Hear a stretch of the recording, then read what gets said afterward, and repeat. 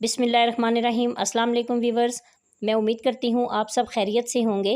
तो मेरी आज की वीडियो बनाने का मकसद आपको बताना था कि कुछ वजूहात की बिना पर हमें अपने चैनल का नाम चेंज करना पड़ा है और हमने अपने चैनल का नाम देसी हांडी रोटी से चेंज कर कर लून मिर्च कुकिंग रख दिया है। लिहाजा अब से हमारे चैनल को लून मिर्च कुकिंग के नाम से सर्च किया जाए। इसी वजह से हमारी नई वीडियोज़ जो हैं वो अपलोड नहीं हो रही थी, तो अब से तमाम प्रॉब्लम्स दूर हो चुकी हैं। इंशाल्लाह आपको रोज़ नई और यूनिक रेसिपीज़ मिलेंगी देखने को। तो अगर अभी तक मेरे चैनल को आपने लाइक, शेयर और सब्सक्राइब नहीं किया है तो सब्सक्राइब कर लें और बेल आइकन को ज़रूर प्रेस करें ताकि मेरी हर नई आने वाली वीडियो का नोटिफिकेशन आपको मिल सके। तो दुआओं में ज़रूर याद रखिएगा और कमेंट सेक्शन में मुझे ज़रूर बताएं कि आपको मेरे चैनल का नया नाम कैसा लगा। तो मिलते हैं अगली किसी नई वीडियो में नई रेसिपी के साथ। अल्लाह हाफिज़।